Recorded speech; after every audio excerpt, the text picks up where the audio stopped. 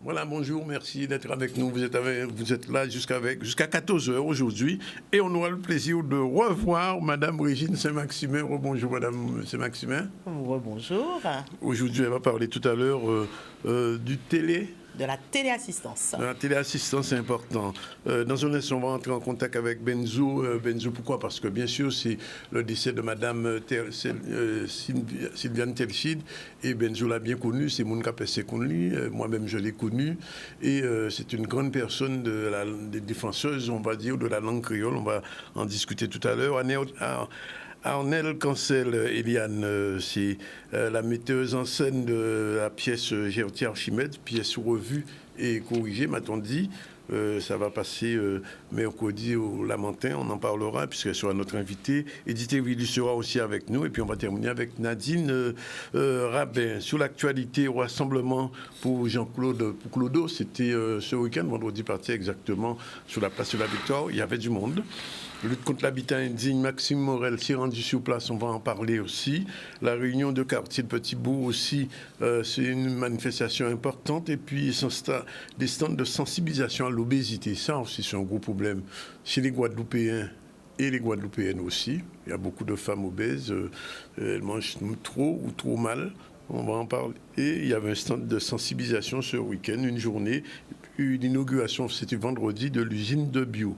Mais tout de suite, on va entrer en contact avec Benzo. Je vous l'ai dit, Sylviane Telchid, de 82 ans, qui a été professeure de langue guadeloupéenne pendant des années. Elle a été à l'origine de plein d'ouvrages sur sa langue natale, sur notre langue natale. Elle a été professeure au collège de Cap-Esther pendant des années. Elle était malade depuis quelques années. Et comme on dit, monter en fil à haut. Benzo, tu es bien connaître Telchid? Ah oui, on dit bien même, parce que je travaillais avec un lot dans les années 84, à partir de 84, l'année animateur sur Radio Vélo. Ouais. Et on travaille aussi avec dans l'association CREI, l'Hector Poulet, le Snegabali, les Béosport, tout ça. Et c'est avec Sylviane et Hector qui apprennent à marquer créole. Ouais. Après ça, c'était ça fort. Et ça, c'était, comme on a dit, c'était un poteau mi-temps, on met femme, comme on a dit, à dans travail. Il a fait, il a travaillé en lot à ces langues-là. En lot même. Et tout le cas de Benzo, ça, on n'a pas parlé, mais comme nous, c'est propriétaire, nous marquer pour laisser trace pour d'autres après, pour les élèves d'outils. Nous marquer les outils. Et c'est pas qui est belle, nous marquer. Quand on a toutes les.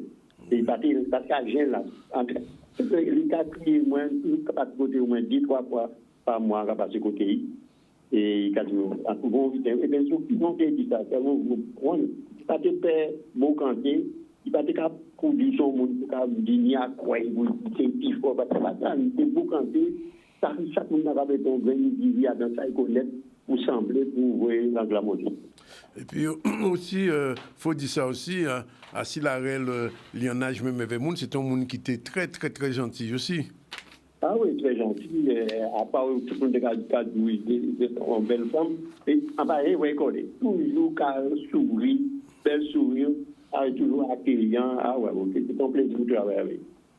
Alors, dis-moi, quand il essayé de traduire bien, parce que si réussi à faire, mais d'après moi, il était fait, tu traduis la Bible aussi, d'après moi, en langue là. Oui, en ça, il a traduit ça, mais par rapport à c'est fini. Ça, il démontre, oui, il faut envoyer des camarades. On va ça qui est fini si tu continues. Alors, Benzo, on est obligé de poser une question là quand même. Sylviane Téni, 82 l'année, bon, il est plus grand que vous. C'est monde quand même on parle aussi là, on commence à travailler à ces langues là. Ah ben, on se parle, mon grand parle même. Mais c'est qui, quand on a dit au monde bon matin, là, on a dit, quand on a dit à qui c'est maman, ma fille, mais c'est maman créole là même. Il pas là, il travaille, tout cas, travaille à toutes les.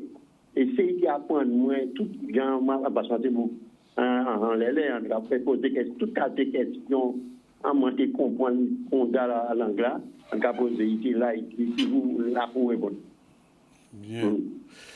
Ben, de toute façon, on sait qu'il y a un grand veillé, on prévoit demain, bah, il y avait un lot de témoignages, en cas supposé que là, bien évidemment, il y avait un lot de monde qui travaille dans l'arrêt de l'achat aussi. Et sans remarquer quand même, on a dit ça tout, quand on a dit en français, je dis ça, je n'ai rien dit. Alors, ni Papa Yaya, ni Sylvia, ni Hector Poulet, ni vous, tous ces gens qui ont fait ça, c'est que quand l'anglais, c'est qui fait ça, ils chouquent, alors. En Pascal, ton berceau, il a mis la terre, En tout cas, merci Benzo pour ce témoignage à ça. Et nous avons fait mon songer. Donc, demain, nous on veillé à partir de 6h, soit si on ne pas trompé moins, en Boucapest. D'accord. Eh bien, nous avons dit merci. Et nous avons continué. Et nous avons revenir à la réalité, à l'actualité. L'actualité, eh bien, c'est donc. Toutes ces mesures en politique de l'autonomie des personnes âgées. On avait reçu Mme Maximin la semaine dernière. C'était pour les cuisines citoyennes, c'est bien ça? C'était pour l'aide ménagère de l'aide ménagère citoyenne, voilà. Et là, c'est la téléassistance. Alors, qu'est-ce qu'il y a? Qu'est-ce que c'est d'abord pour la téléassistance pour les gens qui ne savent pas? Donc, la téléassistance est un dispositif qui permet d'aider à distance une personne âgée à domicile. Oui. D'accord, donc la personne est chez elle. Et donc, comment ça se passe? La personne porte en permanence un médaillon ou un bracelet. Ce médaillon ou ce bracelet communique avec une centrale en cas de problème, de besoin. Donc, oui. La personne appuie sur un petit bouton et donc la centrale est alertée. Oui. D'accord. Au préalable, au moment de la constitution du dossier, la personne donc renseigne sur un référent à interpeller en cas de besoin. Donc, la téléassistance concerne, on va dire, les personnes isolées, mais je ne dirais pas qu'isolées, parce que ça peut être quelqu'un qui vit à domicile avec son fils, mais dans la journée, le fils travaille. Oui. D'accord? Donc, dans la journée, malheureusement aussi, peuvent se passer des choses. Donc, à ce moment-là, on interpelle si besoin. Donc, dans un premier temps, on essaie de communiquer avec la personne si elle peut répondre. Si elle peut répondre, est-ce que ça va? Asseyez-vous, vous pouvez boire un verre d'eau. Et en fonction, eh bien, on interpelle soit les pompiers, le SAMU, oui. ou le référent. Il n'y a pas d'âge particulier? Donc, il y a un âge, effectivement. Oui. Ce dispositif concerne les personnes âgées à partir de 60 ans. Oui. D'accord. Et comme c'est une aide sociale, soumise à conditions de ressources. Oui. Il y a un plafond de ressources à ne pas dépasser pour les personnes seules, 1 058 €. Et pour les personnes en couple, 1 642 €. Donc, pour un couple, chacun aura son médaillon. Oui. D'accord. Et pour en bénéficier, il faut donc avoir une ligne téléphonique chez soi. D'accord. Donc là, c'est... Pas de portable, c'est une ligne téléphonique. Non, ligne téléphonique fixe. D'accord. Pas de portable. Puisqu'il y a un boîtier, et oui. c'est via ce boîtier qu'on va pouvoir communiquer avec la personne âgée. Et donc, la demande, vous avez dit 60 ans, bon, problème au niveau de la ressource, etc. Mais alors, comment on fait la demande? Voilà. Donc, comment se constitue le dossier?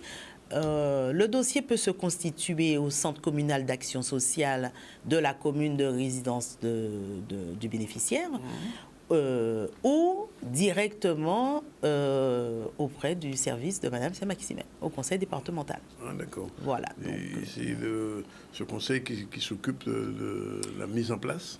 Donc, ce n'est pas nous. Donc, il y a des prestataires dûment répertoriés par le service de l'aide sociale qui mettront en place ces prestations chez l'usager. Donc, en se rapprochant de nous, une fois que le dossier est validé, nous transmettons la liste des prestataires dûment répertoriés. L'usager fait son choix de prestataire. Il signe un contrat avec ce dernier, contrat ensuite qui nous sera transmis. Et de là, nous émettons une décision favorable si la personne répond aux critères et la prestation démarre. En sachant que oui. la prise en charge financière oui. est à 100% pour le conseil départemental.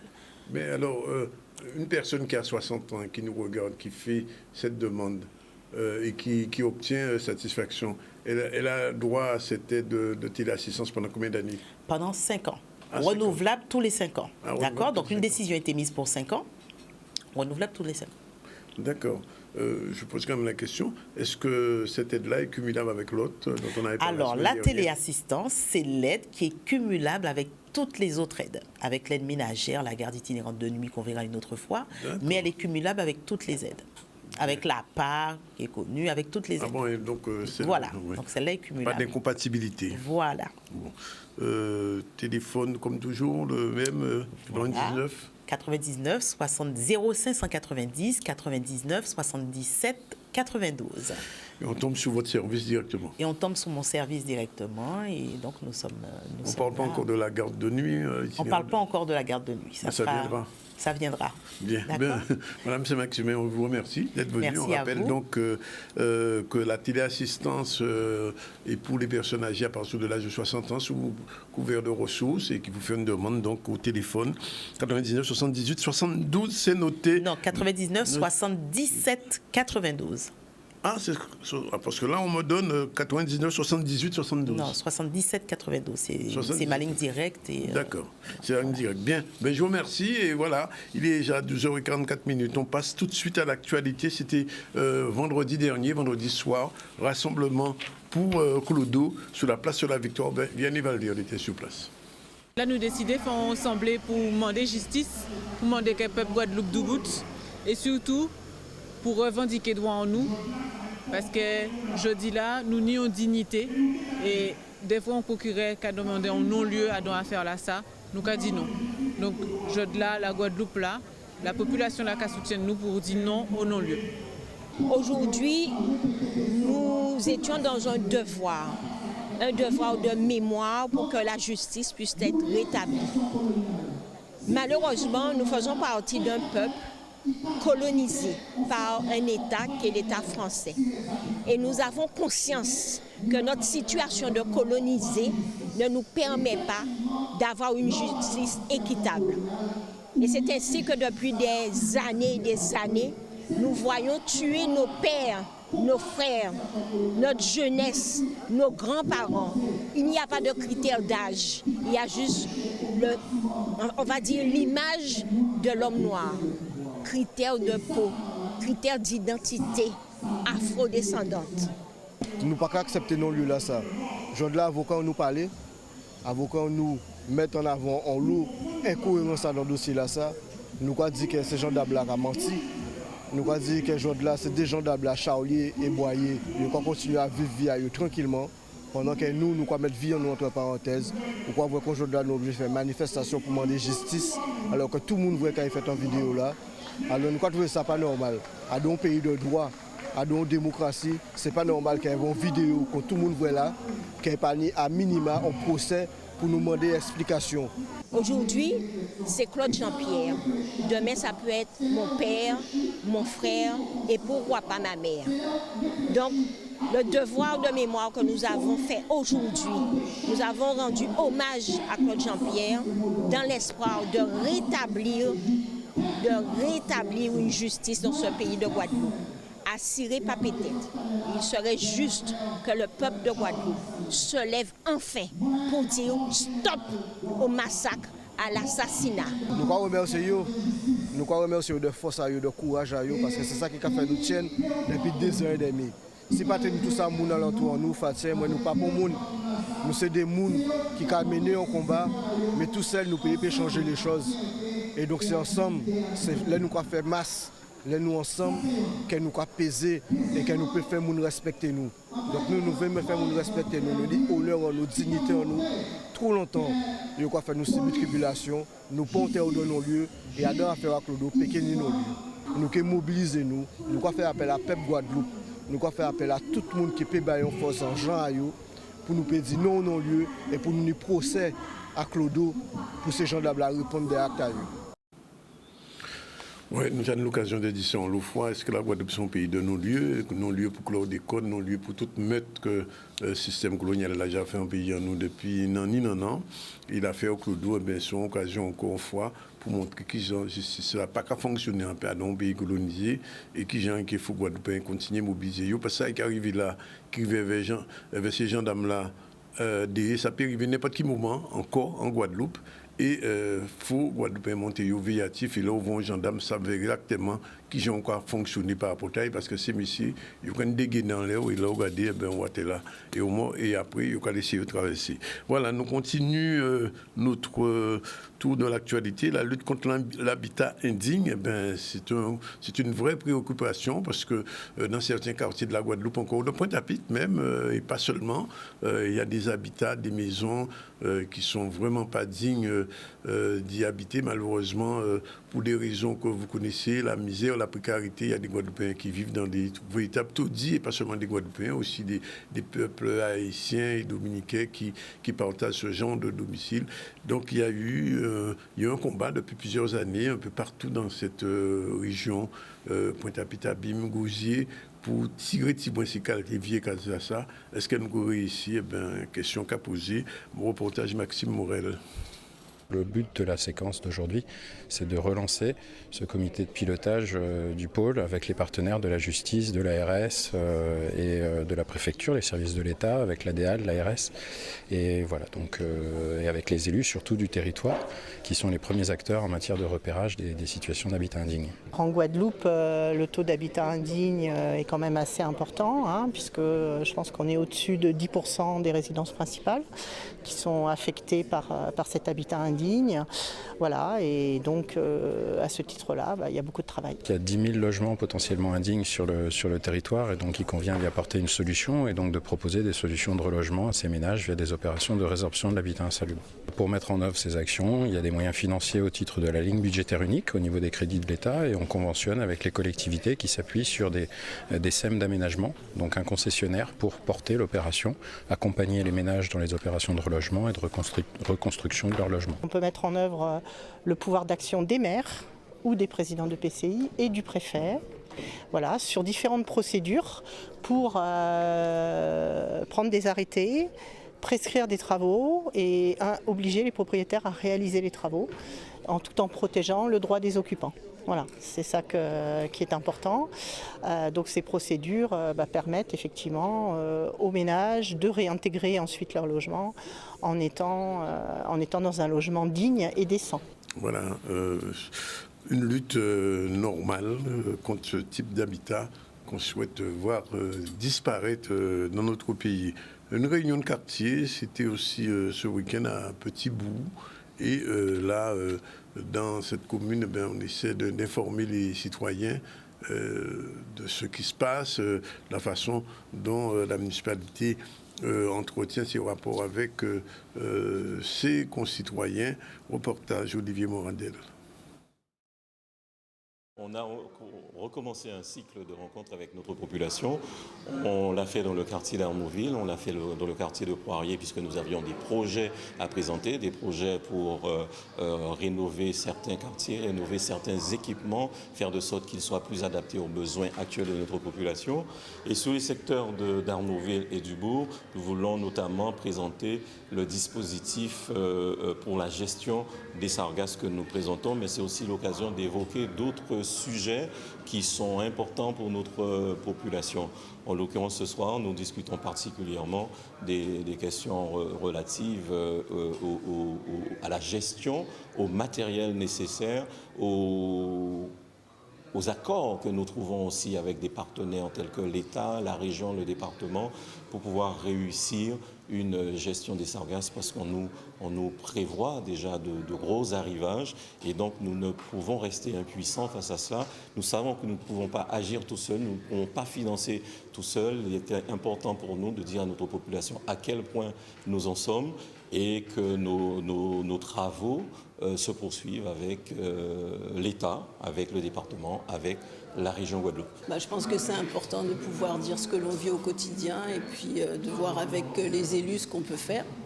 Donc c'est pour ça qu'on est venu ce soir. Là, on a eu un début de réponse. Je pense qu'il y a des choses encore à affiner pour permettre que tout le monde puisse en profiter et puis que la nuisance s'arrête. Ce que je pense, c'est l'initiative qu'ils prennent et le challenge qu'ils lancent, parce que bon, c'est vraiment pas un petit challenge et on va voir ce que ça fait au niveau du gouvernement.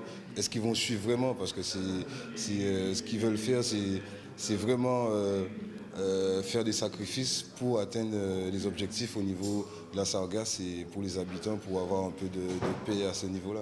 Bien entendu, nous sommes toujours interrogés sur la question de la gestion des déchets, la collecte des encombrants, la collecte des ordures ménagères. Ce sont des sujets qui concernent le quotidien de nos concitoyens et nous comprenons aisément que ce qui gêne leur quotidien soit évoqué à ces questions-là.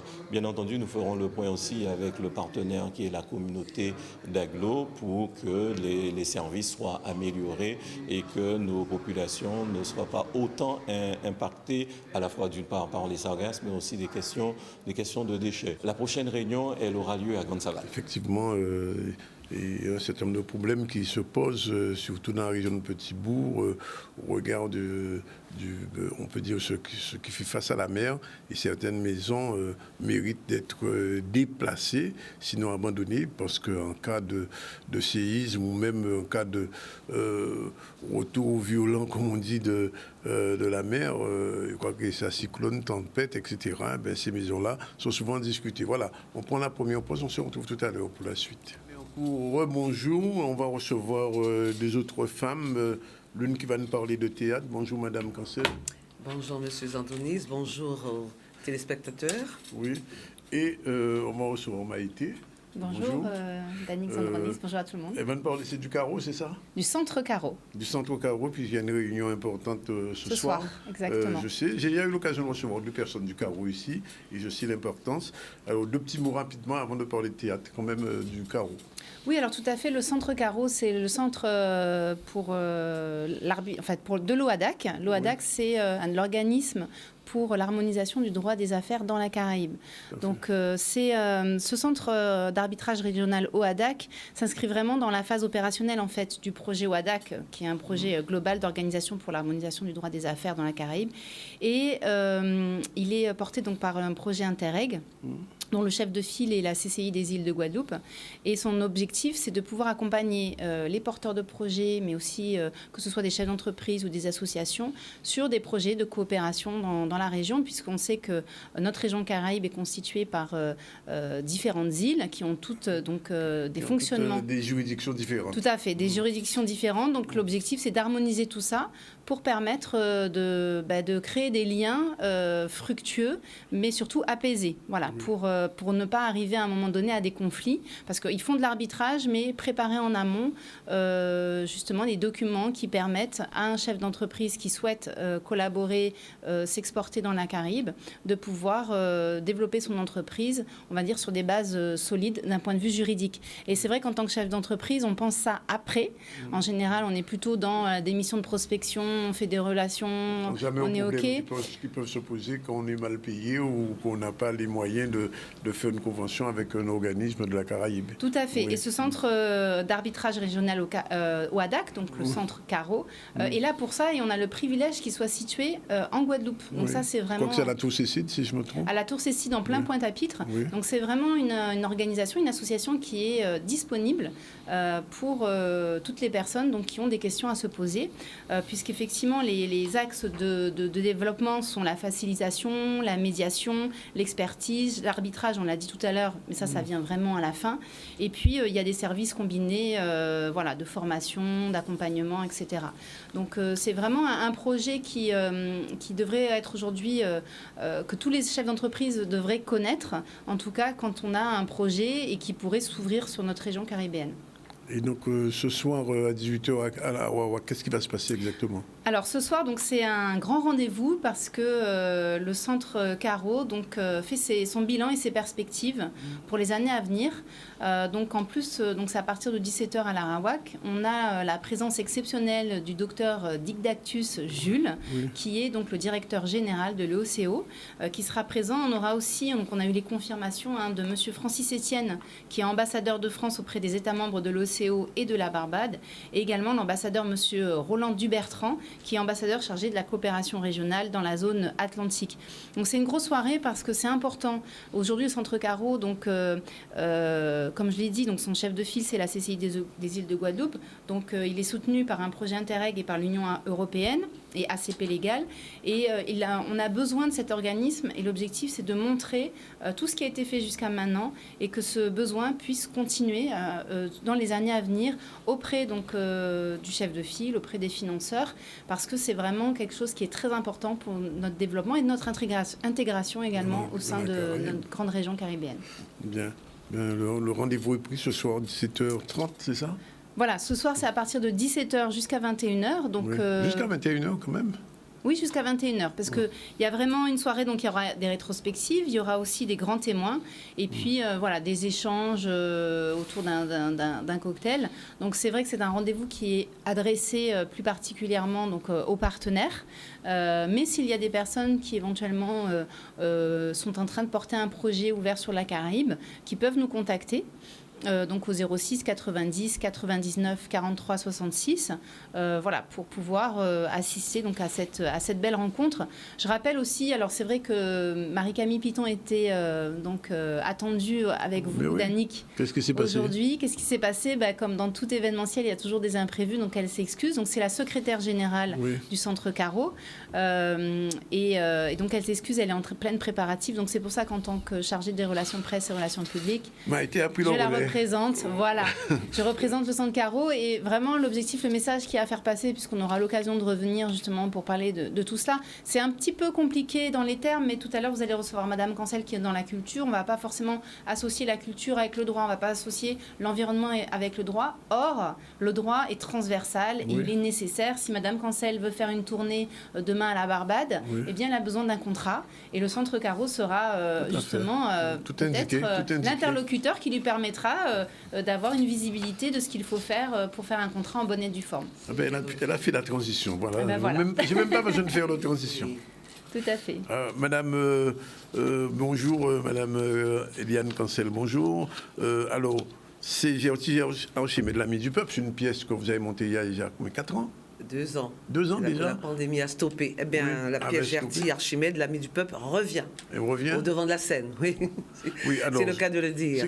C'est la combienième déjà représentation? Oh, peut-être 12e. 12e déjà? Oui, elle a clôturé l'année Gertie Archimède, initiée par la région, au Memorial Act en janvier 2020. Et puis elle a tourné déjà à Basse-Terre, enfin dans les salles capables de la recevoir. Oui, on a vu à Félix Poteau, on a vu à Basse-Terre, et ça va continuer. Sonis dernièrement, où elle a reçu vraiment un standing ovation de tout le public. Et c'est pour ça que nous revenons, parce qu'elle est très demandée. Comment ne pas parler de cette femme, de cette figure historique qui a tant fait pour la Guadeloupe, pour les départements d'outre-mer et singulièrement pour les femmes. Elle a changé la condition, l'avenir de la femme guadeloupéenne. Et ça, il ne faut pas l'oublier. On lui doit beaucoup. Elle avait un mandat parlementaire, la sécurité sociale, les 40%, la retraite aux vieux travailleurs, elle s'est occupée des démunis. Et l'Union des femmes aussi. Oh là là. Elle a créé l'UFG avec Mme Tarrer et les autres. Voilà, en 58. Cette femme, on ne peut pas ne pas en parler. Et son histoire, voyez-vous, on sait d'elle qu'elle est la première avocate, la première députée, la première... Mais comment a-t-elle fait pour devenir Gertie Archimède, la première des premières? Eh bien, c'est ça. La pièce relate toute sa vie, sa lutte, son combat dans cette société patriarcale des années 30, face à son père, qui était maire de Mandalo pendant au moins 36 ans. Eh bien, c'est ce qu'on montre. Et il y a vraiment un homme politique, que je ne vais pas nommer, qui a dit « Ouais, je connaissais Gertie, mais je ne connaissais pas tout ça de sa vie. » Parce qu'il est venu voir la pièce. Une question à M. Danick. Vous êtes venu voir la pièce? Pardon? Vous êtes déjà venu voir la pièce? Je parle doucement parce que j'ai pas envie. Est-ce que vous êtes déjà venu voir cette pièce? Je l'ai vu à Basse-Terre. Vous avez vu à Bastière. Alors, vous pouvez en parler. Quel accueil le public en a fait? Oui, les gens étaient très contents, d'autant plus que vous savez que Gertie Archimède était très présente à Basse-Terre. Sa statue prône sous le boulevard. Sa statue sous le boulevard faite par Michel Chevry, qui a été stagiaire chez elle. C'était le modèle de Mme Michel Chevry. Alors justement, je voulais poser une question. La pièce revient, alors on m'a dit qu'il y a quand même quelques petits changements. Oui, vous savez qu'une pièce, c'est comme un bon vin, n'est-ce pas? Ça s'améliore en vieillissant. Voilà. Non, il y a toujours... Une pièce n'est jamais rejouée pareillement, non. Les comédiens pourront vous le dire. Donc, il y a du nouveau, voilà, donc ceux qui ont déjà vu, si vous voulez revenir, vous serez les bienvenus. On verra le nouveau, ceux qui nouveau. Oui, on verra. Enfin, j'espère. Oui. Parce qu'il y a on dit tant de choses dans cette pièce que... Petits mots sur les comédiens quand même. Oui, alors j'ai toute une équipe avec moi. Alors, ce sont des gens qui aiment le théâtre. Ils ne sont pas tous professionnels. Bon, on a Aline Mugerin qu'on ne présente plus, qui est souvent chez vous, n'est-ce pas? Gabriel Mugerin, le seul homme de la pièce qui joue le rôle du père de Gertie et qui représente cette société patriarcale de l'époque. Oui. Alors nous avons aussi Marie-Laure Mouda qui interprète Gertie jeune, dans sa jeunesse. Nous avons aussi Gladys Yard, Sarah Rinaldo, Ruth Terrine, Didier Père-Jean Fléchaud, bon, je dois parce qu'il y a plein de gens, Olga Madelon, Nadia Elie, nous avons, je veux aussi nommer nos régisseurs de plateau, Michael Soliman, Ulrich Félixiane, Charlie Béhari. Enfin, nous avons toute une équipe. Et puis, il y a Véronique Kellery-Selbonne, qui est vraiment dans la communication, les images et tout, de la pièce, parce qu'il y a des images authentiques. Aussi, vous savez que quand je parle d'images de Gertie, il y en a très peu. Voilà une femme qui a tant fait pour les départements d'outre-mer, pas seulement la Guadeloupe. Elle a défendu les 16 de Basse-Pointe. Elle a défendu Angela Davis. En Afrique aussi, elle est partie aussi en Afrique défendre les femmes. Elle a même été demandée en mariage par un dignitaire africain, mais elle a refusé parce qu'elle a dit « il faut que je revienne pour m'occuper de mon peuple, pour m'occuper des femmes ». Et voilà, on le sait, cette femme s'est sacrifiée, elle s'est donnée pour la Guadeloupe. Et je pense qu'elle n'est pas assez connue. Peut-être que les anciens la connaissent. On voit sa statue sous le boulevard, on voit son buste à Morne-à-l'Eau. Mais les jeunes ne connaissent pas. Ces jeunes femmes peuvent être aujourd'hui chefs d'entreprise, peuvent être docteurs, ministres, etc. C'est grâce à Gertie Archimède qui a ouvert la voie. C'est vrai. Parce que les femmes n'avaient presque aucun droit. Elles ne pouvaient rien faire sans l'autorisation de leur mari avant. Oui. Alors, vous avez écrit cette pièce en vous basant sur 2 ouvrages à peu près. Ah oui, alors je dois le dire. Oui, je dois le dire. C'est une adaptation du livre de Madame Lucie Julia, qui pratiquement a été élevée. Là, c'est la fille adoptive de Madame Gertie Archimède. Et ça s'intitule Gertie, fleurs et perles de Guadeloupe, qu'on peut trouver en librairie. Et aussi de l'ouvrage, adaptation de l'ouvrage de Laurent Faroudia. Et là, c'est une interview de Gertie. Donc, vers la fin, ce sont les paroles même de Gertie qui sont répétées. Oui. Voilà, donc avec ces 2 ouvrages, et puis un peu d'apport historique. Je suis allée aux archives de Goubert, j'ai pris des choses, surtout pour l'époque. Comment vivaient les femmes, les conditions de vie de la femme après la guerre, c'était très difficile. Donc, je me suis inspirée de tous ces faits historiques aussi. Oui. Et donc, vous avez fait cette œuvre qui tourne. Alors, bon, vous avez cette pièce va être jouée le 8 mars à 20h au cimetière du Lamentin. Vous reviendrez à Félix Proto, j'imagine. Félix Proto, peut-être bien, mais mon projet, c'est plutôt faire entrer Gertie Archimède à l'archipel. Elle le mérite bien. Oui. Donc, les contacts sont pris déjà? Oui, les contacts sont pris. Je n'ai pas encore de réponse. Mais cette femme qui siège sur le boulevard, elle n'est pas restée inactive. On la voit assise comme si elle se reposait. Oui. Elle est morte même d'épuisement. Vous savez qu'à Basse-Terre, elle a été maire à un moment donné. Oui. Quand j'allais jouer la pièce, j'ai joué 2 fois déjà à l'auditorium de Basse-Terre. Je demande, vous savez qui est Gertie Archimède? Ah ouais, c'était pas une avocate. Elle a été maire de Basse-Terre. Et c'est elle qu'on l'a appelée lors de l'affaire Skrinsky. C'est elle qui a pu désamorcer. C'était Gertie Archimède, cette maîtresse femme, qui, vous savez, elle a longtemps hésité à rejoindre un parti politique, parce que c'était une femme croyante. Elle le dit, elle avait même une sœur religieuse. Mais après la guerre, il y avait vraiment, la vie était tellement chère, surtout pour les femmes qui élevaient seules plusieurs enfants sans aucune aide sociale. Donc elle a rejoint les communistes qui étaient le plus proches de ses convictions. Ils étaient plus proches de ses convictions. Mais c'était une femme de foi, une femme courageuse, et je pense que nous devons, nous parents, en parler à nos enfants, nos petits-enfants. On va souvent chercher des gens ailleurs, mais nous avons des modèles. Et Gerty Archimède en est un. Les jeunes femmes peuvent vraiment s'identifier à elle.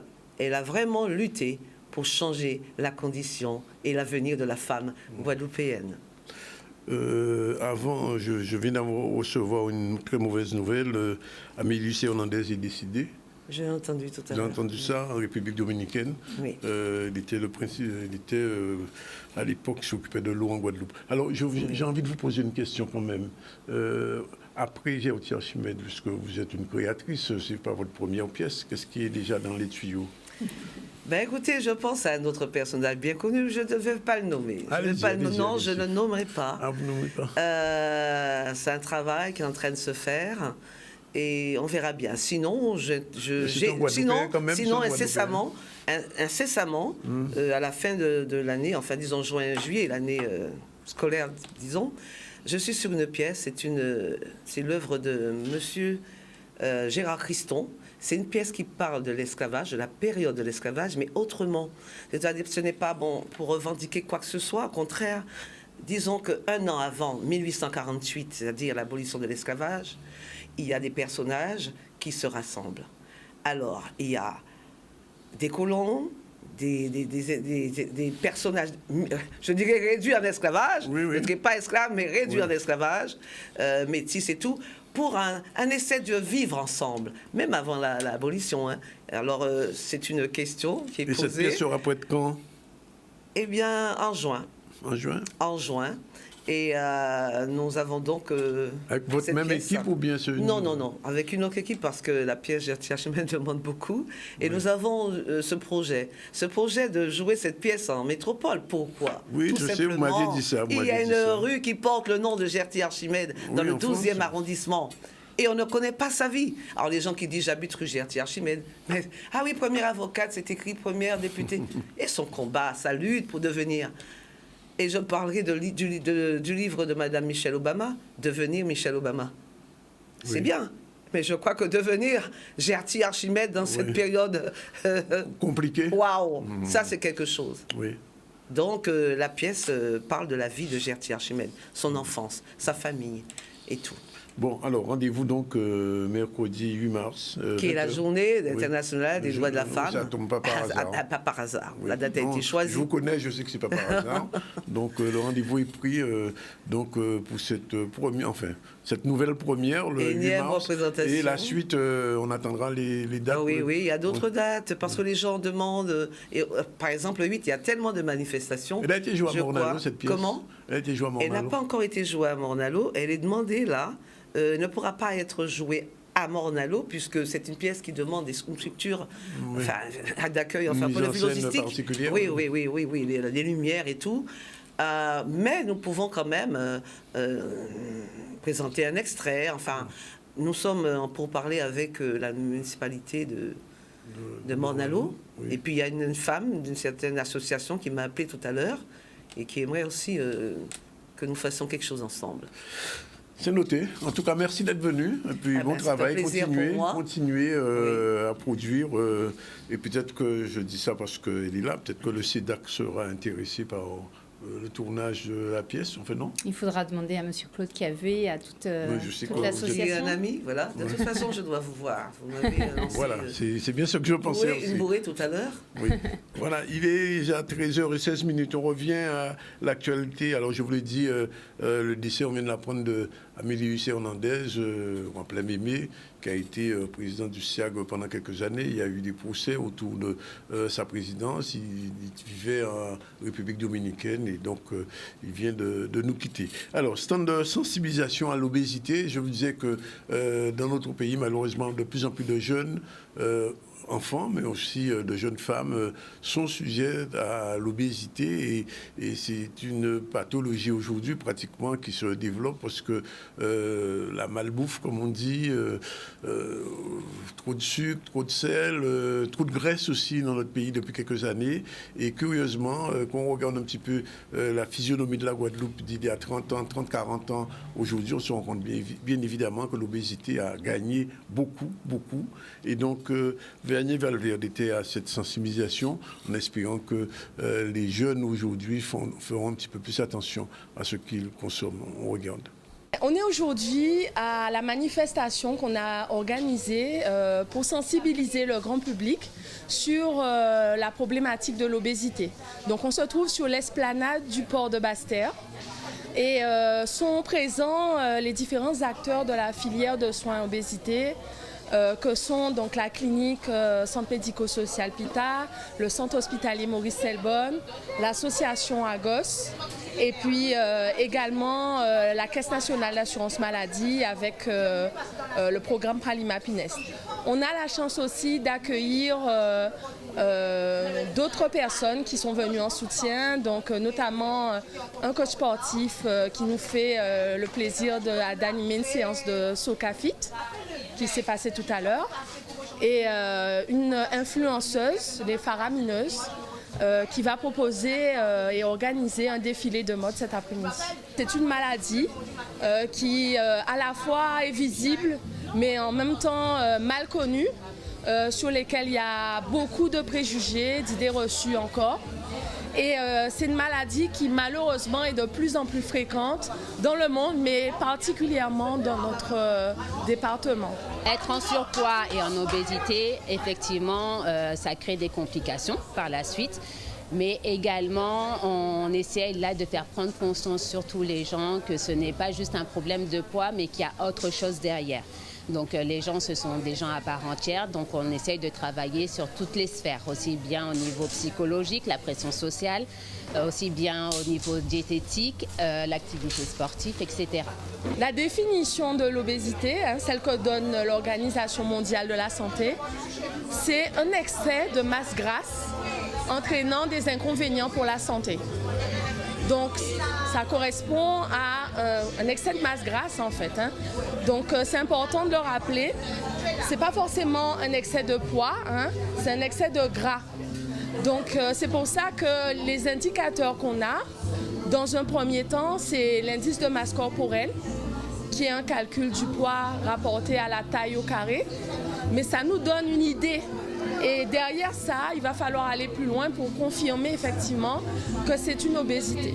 Parce qu'on peut avoir un IMC plus élevé que la norme et pas forcément avoir d'excès de gras. Je pense aux sportifs, par exemple, de haut niveau, qui peuvent avoir une masse musculaire importante. Voilà, surveillez votre poids, surveillez votre alimentation. Deuxième pause, on s'arrête pour un moment. On va recevoir dans un instant Edith Evridus et Nadine Rabin, avec qui on va terminer le ZCL News. À tout de suite. Mais avant, on aura aussi les deux sujets de Maurice Cessé, qui était au Salon de l'Agriculture, qui s'est terminé ce week-end. On revient là-dessus dans un instant. À tout de suite.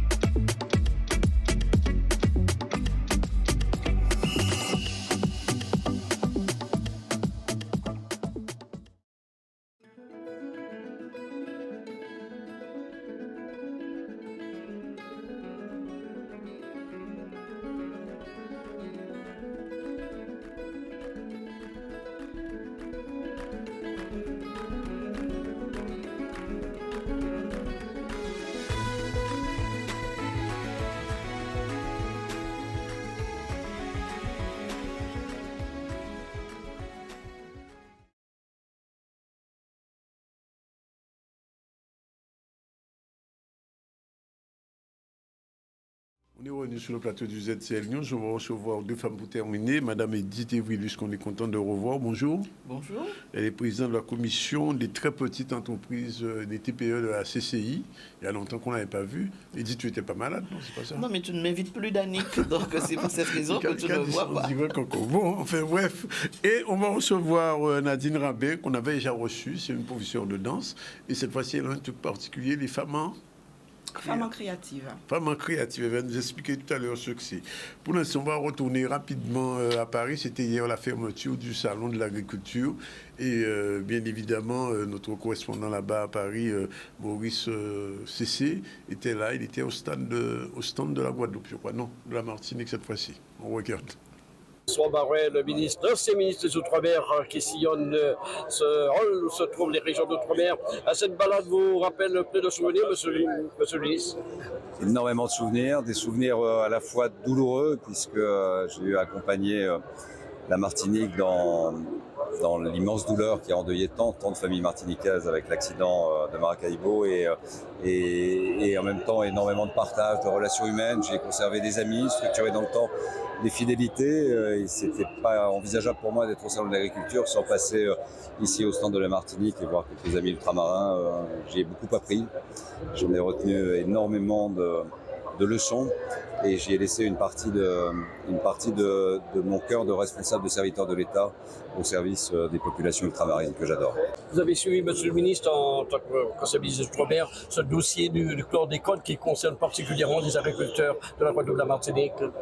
J'ai vu la décision effectivement qui a été actée, j'ai vu les réactions qui d'un certain point de vue sont pleinement légitimes sur le plan social, sur le plan humain, sur le plan sanitaire. Je vois aussi qu'il faut préparer l'avenir et l'avenir avec la possibilité de pouvoir produire en masse, en quantité pour garantir la souveraineté alimentaire de nos territoires ultramarins, des populations, mais aussi avec une valeur ajoutée qui justifie le choix des produits à l'exportation et donc de conquête. Et c'est là où il faut probablement quand même regarder le déséquilibre, où vous avez des pays en Europe, l'Allemagne et tous les autres qui utilisent des produits qui sont interdits en France. C'est vrai pour la métropole, c'est vrai pour l'outre-mer. Il y a quand même un problème et là il faut mener un combat aussi. Voilà, c'était donc ce reportage et puis on va terminer avec l'inauguration, c'était ce week-end, vendredi dernier, à Sainte-Rose, de l'usine de bio. Ça s'appelle WeView. Avec vous, on regarde. La particularité de cette usine, c'est qu'elle va permettre en fait à la population d'avoir des bouteilles pour le jus, l'eau, des contenants pour leurs épices ou pour le sucre ou pour de la confiture avec une fabrication locale de façon à ce qu'on puisse répondre localement à la demande des producteurs. Alors c'est une très belle innovation parce qu'elle a plusieurs particularités. Nos produits sont réutilisables, ils sont compostables et elles sont biodégradables. Et la bagasse de canne à sucre étant un déchet, elle va permettre effectivement de réutiliser un déchet pour créer un produit qui est juste magique et innovant, tout à fait. Alors ce n'est pas uniquement avec les déchets de la bagasse de canne à sucre, mais la bagasse de canne à sucre est l'élément majeur en fait du produit, de la conception du produit. Nous avons développé une unité de traitement, comme je vous l'ai dit, qui va traiter l'eau au niveau du point d'usage. Et nous avons différentes successions de filtres qui vont traiter et sécuriser l'eau, et puis une unité de reminéralisation au point d'usage qui va nous permettre d'avoir une eau saine et une eau reminéralisée que vous pouvez déguster. Donc aujourd'hui, nous avons un partenariat avec BioWithYou et c'est BioWithYou qui va commercialiser ces unités. Elles vont être mises à disposition des collectivités, des établissements recevant du public et également des entreprises où il y a beaucoup de passages, par exemple. Nous, avec nos unités, on peut produire entre 0,5 m3 et jusqu'à 10 m3. Donc vous voyez, c'est de 500 litres à 10 000 litres par heure. Après, ça sera en fonction des besoins de nos clients. L'objectif de l'entreprise, effectivement, c'est de développer les structures sur tout l'arc antillais.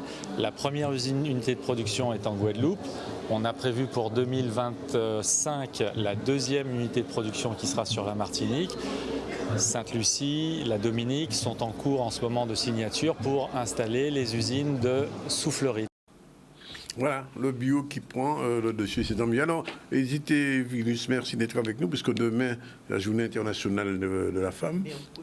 Et comme, après-demain, mercredi, et comme chaque année, vous avez une manifestation.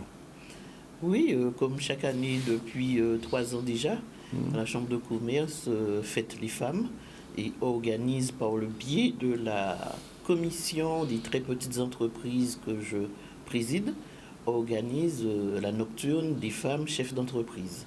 Et donc cette année, le thème s'oriente vers les femmes en reconversion professionnelle, les femmes qui ont réussi leur reconversion. Parce que souvent on oublie ce pan de l'économie, puisque quand une entreprise a déjà œuvré depuis un certain temps, ou alors quand une entreprise connaît des difficultés conjoncturelles, ou alors quand une entreprise, le chef d'entreprise, ça peut être un homme ou une femme, parce que la reconversion n'est pas uniquement pour les femmes.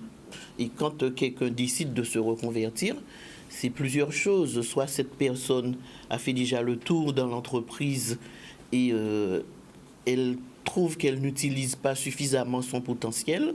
Soit c'est un salarié qui a travaillé 10-15 ans dans une entreprise et se dit maintenant je vais oser parce que j'ai suffisamment d'expérience requise dans cette entreprise et cette personne se reconvertit en devenant à son tour chef d'entreprise.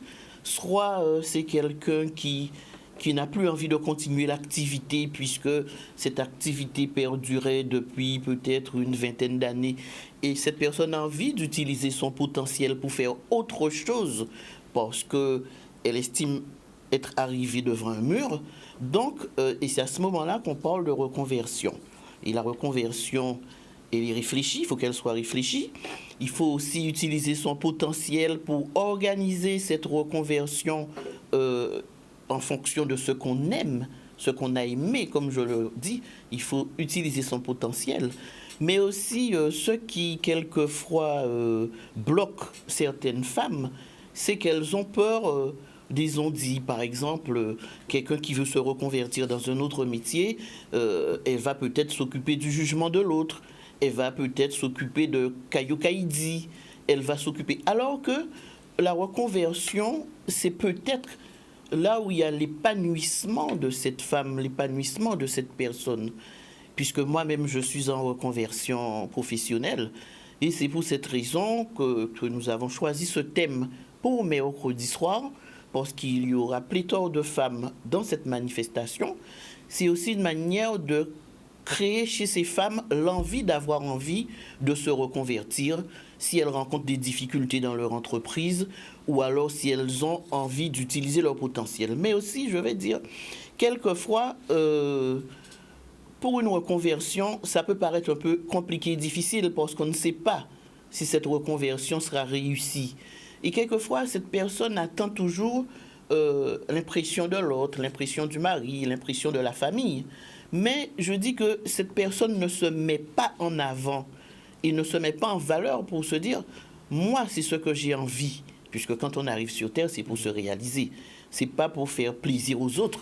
Avant tout, c'est pour se réaliser. Et donc, c'est une manière de dire à certaines femmes, à certaines personnes ou à certains hommes, parce qu'il y a aussi des hommes qui viennent régulièrement dans cette manifestation-là. Voilà, vous avez rencontré une difficulté. C'est pas une fatalité, puisqu'un échec peut être reconsidéré comme une expérience. C'est utiliser ces expériences-là, utiliser votre potentiel pour que vous puissiez à nouveau vous réaliser. Ne vous occupez pas des jugements, disons dit. Faites ce que vous avez envie de faire. Utilisez votre potentiel.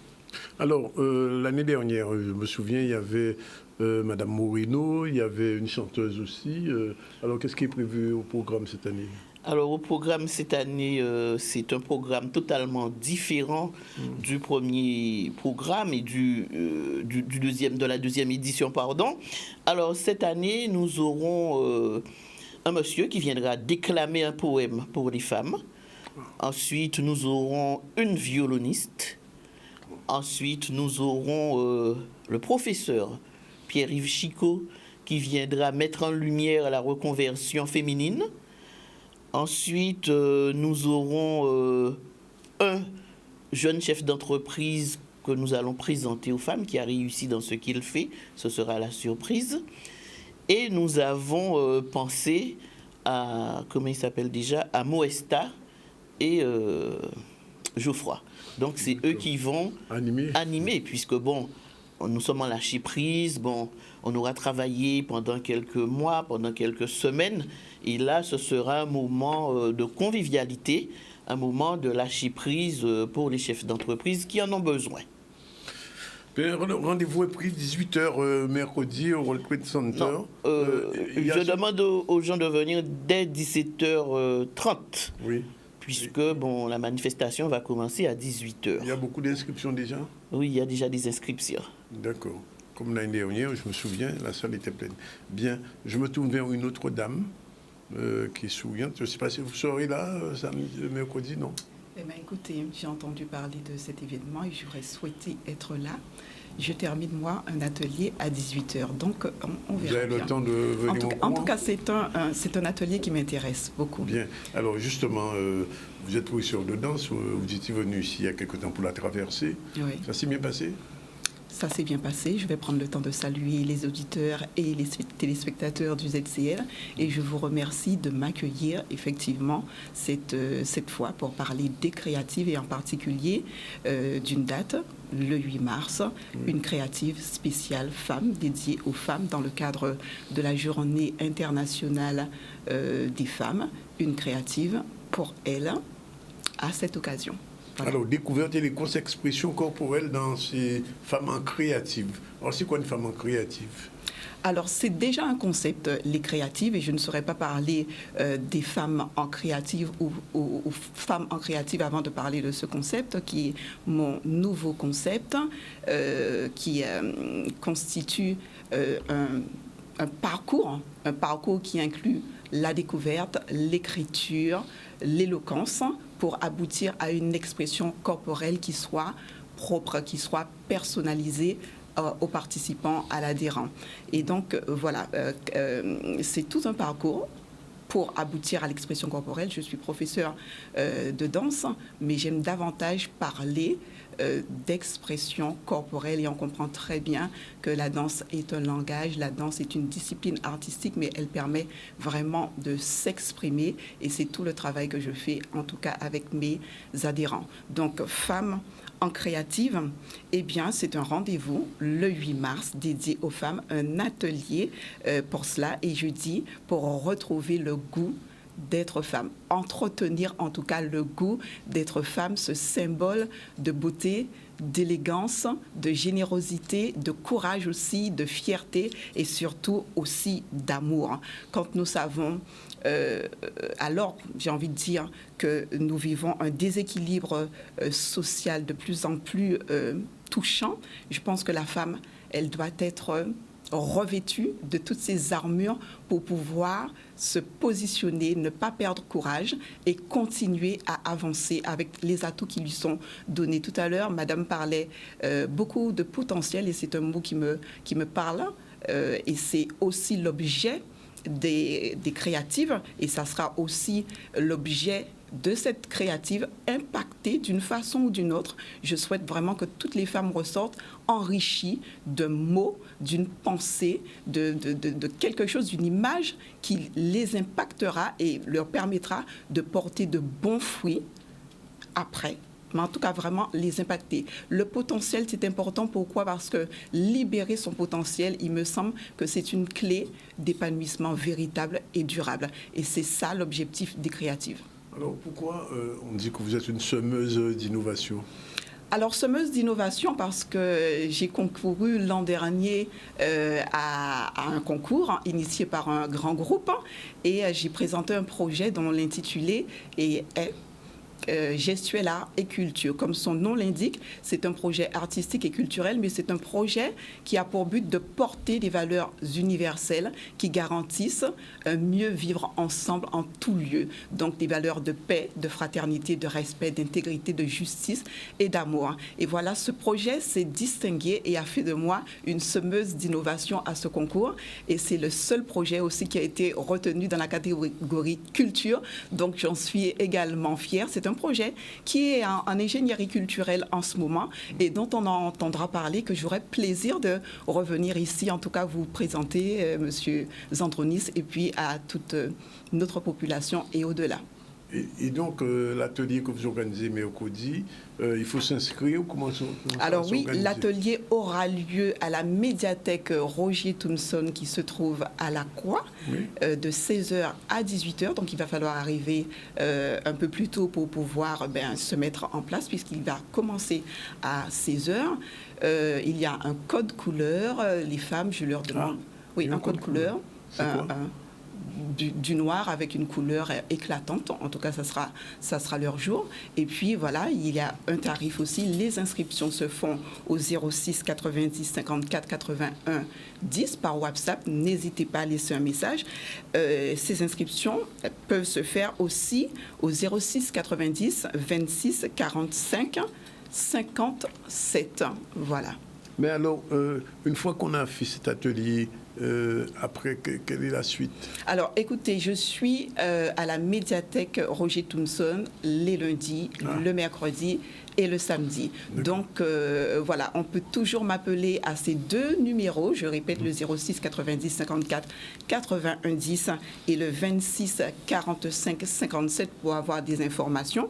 On peut se rapprocher de la médiathèque également pour avoir le planning de ces interventions. Et puis, je suis disponible aussi pour le département Guadeloupe. En tout cas, je remercie la médiathèque qui m'accueille à ces créneaux qui sont déjà arrêtés. Donc, merci à Madame Sériac, la directrice, et puis sa coordinatrice, Madame Corbeau. Et puis, merci également à Cap Excellence. Mais ce sont des ateliers qui peuvent se déplacer dans les entreprises, dans les associations, dans les écoles. Voilà. Et vous avez dit que mercredi, quand vous avez terminé, vous filez chez World Trade Center pour trouver Madame Evrilus? C'est fort possible. C'est fort possible? Oui. Vous serez encore en tenue de danse, chorégraphe. Alors, d'une manière générale, je pose la question, la chorégraphie se porte bien? Parce que je sais que pendant la période pandémique, la plupart des ateliers de danse étaient fermés. Il y en a même qui n'ont jamais réouvert. Comment ça s'est passé pour vous? Alors, vous avez posé la question de la chorégraphie. La chorégraphie, c'est un pan de l'activité. Oui. On est créatif, il reste toujours des professeurs et des danseurs qui sont créatifs et donc qui proposent des chorégraphies. Alors, pour le monde de l'art et au niveau de la danse, récemment, nous avons eu un événement à l'Archipel. Alors, c'est le monde, nous savons, culturel et artistique qui a été touché véritablement par la crise que nous avons traversée récemment. Et d'ailleurs, ça me permet de rebondir sur le projet Gestuelle Art et Culture qui est en ingénierie culturelle en ce moment, parce que c'est un projet qui cible les établissements scolaires, et je prendrai le temps de revenir vous en donner plus de détails, mais qui cible également les entreprises dans le cadre de la responsabilité sociale des entreprises. Et ça sera véritablement une relance aussi pour l'activité artistique et culturelle. Bien, c'est bien dit. Alors, je rappelle quand même avec Mme Evrilus, donc rendez-vous mercredi à partir de 17h30. C'est jusqu'à quelle heure à peu près? Ça va durer combien de temps? Monsieur Zandronis, vous y étiez l'an dernier, donc oui. C'est une manifestation. Vous savez, on ne va pas faire une manifestation expéditive, c'est une manifestation pour les femmes chefs d'entreprise, pour les jeunes entrepreneurs, puisque j'avais oublié de vous dire, parmi ces femmes-là, nous avons trouvé une graine, une pépite. Donc, elle n'a que 20 ans. Et elle a créé une SARL. Comment elle s'appelle? Donc, je n'ai pas le nom en tête, mais vous allez venir et vous allez voir. Je vais la découvrir. Donc, ce sera notre pépite, ce sera la surprise de la soirée. Oui. C'est pour donner l'ambition ou alors pour créer l'envie chez les jeunes, pour dire si elle a réussi, parce qu'elle a multiplié beaucoup de petits boulots, beaucoup de petits boulets, parce qu'on n'a rien sans peine. Depuis l'âge de 17 ans, elle a commencé à travailler le terrain parce qu'elle connaissait sûrement, elle savait ses objectifs. C'était d'être chef d'entreprise avant tout, et aussi elle sera primée parmi les femmes en reconversion. Donc j'invite, c'est pas une organisation, c'est pas une manifestation spécifique aux femmes seulement, puisque nous ne sommes pas sectaires, c'est une manifestation ouverte à tout le monde. Donc j'invite un grand nombre d'y être à partir de 17h30. Bien, c'est noté. On prendra rendez-vous avec vous, puisqu'on va vous retrouver pour votre chronique en tant que thérapeute. Ce sera très prochainement. Voilà, il est pratiquement 13h51. On va rappeler qu'en début d'émission, on a salué la disparition de Sylviane Telcide. Sylviane Telcide, c'était une Guadeloupéenne qui a beaucoup donné pour développer la langue guadeloupéenne. Elle a été professeure au collège, à l'université. Elle a écrit de nombreux ouvrages. Elle a collaboré au premier dictionnaire sur notre langue avec Hector Poulet dans les années 80. Elle a aussi été nominée, on peut le dire comme ça, puisqu'il y a une école, un collège à Cap-Esther-Bello qui s'appelle Sylviane Telcide. Elle vient de nous quitter à 82 ans. Demain, il y aura lieu une manifestation de souvenirs et de témoignages pour elle à Cap-Esther. Vous la connaissez ? Non, mais j'ai entendu parler, notamment sur un sujet très particulier. Je sais que Mme Telcide avait commencé à retranscrire la Bible, qui est un superbe ouvrage. Je sais qu'elle avait commencé ce travail-là, je me souviens. À ce travail. Puisque moi, j'ai travaillé avec elle. Voilà. Et puis, on a reçu aussi... alors, c'est Benzo qui l'a connu, qui est capestérien, qui l'a connu, qui nous a dit comment Sylviane l'a beaucoup aidé, qui est intervenu tout à l'heure pour nous expliquer ça. On a reçu Madame Régine Saint-Maximin du conseil départemental pour parler de la téléassistance. C'est quelque chose de très important pour les femmes qui ont 60 ans, qui ont des difficultés, qui sont seules quelquefois et qui sont donc sujettes peut-être à des difficultés matérielles. Donc la téléassistance permet à vos mères, à vos grands-mères qui sont âgées d'être en contact régulier grâce à un petit objet qu'on leur donne et qui permet d'intervenir en référence s'il y a une difficulté. On a reçu aussi Madame Eliane Arnel-Cancel, qui est dramaturge, qui est metteur en scène d'une pièce sur Girty Archimède, qui sera jouée mercredi, après-demain, à l'occasion de la journée de la femme. Il y a beaucoup de choses qui se font ce jour-là. Ce sera au Ciné-Théâtre de Lamentin. Demain, on aura l'occasion de faire gagner des invitations pour cette pièce. Édité Willis est encore là et nous a parlé de cette manifestation, de la 3e édition, en tant que chef de la commission des TPE. Chaque année, on valorise les femmes, et pas que, puisqu'il y a aussi des hommes. Et elle nous a dit Yohan Pépite, donc on va la découvrir mercredi. Nadine Rabin est venue nous parler des femmes en créative, pas créative, mais en créative. C'est un atelier qui aura lieu à la salle Thompson mercredi aussi. Mercredi, ça va être un petit peu chaud, on sera un peu partout, à droite, à gauche, au mi-temps, mais enfin, bon, femme-flamme, c'est ça aussi, mercredi. Et puis, l'actualité, c'était la manifestation vendredi sur la place de la Victoire, en la mémoire de Clodo. Clodo, c'est ce Guadeloupéen qui a été assassiné, qui a été tué par des gendarmes il y a de cela 2 ans. Et au jour d'aujourd'hui, on parle de transfert de ce procès, qui n'a pas de procès, justement, et qui a un non-lieu. Et le peuple ne l'accepte pas. Donc il y a une grosse manifestation qui s'est déroulée vendredi. Nous sommes allés à Petit-Bourg, une réunion de quartier. Il y avait une conférence au World Trade Center sur l'habitat indigne. Et puis, je l'ai dit, il y a une problématique qui se pose beaucoup pour les jeunes Guadeloupéens et aussi pour les jeunes femmes, c'est l'obésité. Et donc, il y avait une journée de sensibilisation sur l'obésité. On a entendu le docteur qui nous a dit comment on peut perdre du poids sans régime.